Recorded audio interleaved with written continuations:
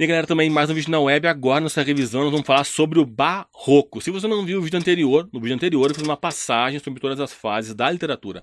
Agora nós vamos falar especificamente sobre o Barroco. Bora pro quadro, mas antes de mais nada, lembra que eu te falei que você precisa ter linha do tempo na sua cabeça? Então, nós estamos aqui, ó, Barroco, nós estamos conversando sobre o Barroco. O que aconteceu nessa fase? O que veio antes do Barroco? Classicismo, no nosso caso, quinhentismo. Quinhentismo, o que você precisa ter em mente? No quinhentismo não tem Brasil, tem só a visão do colonizador, não tem uma produção, uma estética literária. Tem só o colonizador dizendo, olha, o negócio é o seguinte, cara, pô, achamos um lugar aqui, o lugar é massa, o lugar é bonito, tudo que planta dá, tem um monte de coisa aqui, nossa, nós vamos ter ali a carta de Peruvar, nós vamos ter o tratado de Pedro de Magalhães, nós vamos ter o tratado de Gabriel Soares. Quinhentismo é simplesmente um momento que nós estamos registrando os acontecimentos. No quinhentismo, antropocentrismo, o homem no centro da coisa, né? No quinhentismo vemos o classicismo, não te interessa muito isso, as grandes navegações, a companhia jesuíta.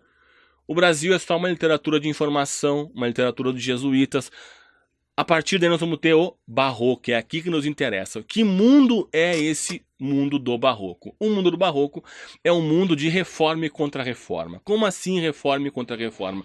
É assim, de um lado eu tenho os protestantes dizendo, cara, esse negócio da igreja está muito grande, porque a igreja está vendendo o lugar no céu, vendendo indultos, isso aqui está obsceno.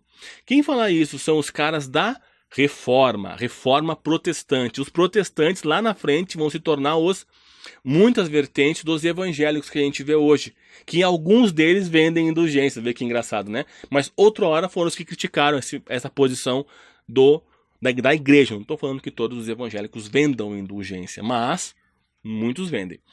Mas no momento é a raiz deles que é o protestantismo, e em um momento criticou esse papel da igreja. Lembra que eu te mostrei aqui no quadro, ó? O que eu tinha antes do Barroco? Eu tinha o classicismo, eu tinha o antropocentrismo. E agora eu tenho a contra-reforma e reforma. Então agora eu tenho, agora não é antropocentrismo? Não. Agora é uma dúvida que eu tenho entre o teocentrismo e o antropocentrismo. E eu também não sei aonde está Deus. Se Deus está no protestante ou se Deus está na igreja. Eu não sei se eu coloco Deus no meio de tudo, se tem que misturar Deus com o Estado mesmo, como é, ou se o Estado tem que ser de uma coisa e a igreja ser outra, e como é que eu separo o que é crime do que é pecado, o que é pecado do que é crime. É isso que vive, essa dinâmica que vive, esse antagonismo. Será que é o pecado, Deus, religião, ciência, é isso que vive o homem barroco? O Brasil é uma colônia. É isso que é Brasil. Brasil nada mais é do que uma colônia. No mundo nós temos esse momento difícil de muitos contrapontos. Isso faz com que a produção do Barroco tenha um rigor formal, muitos excessos, tenha o que a gente chama de cultismo, e use muitas figuras de linguagem. Como assim, cultismo e conceptismo? Qual a ideia desses caras aqui? Isso é legal que você fique com isso,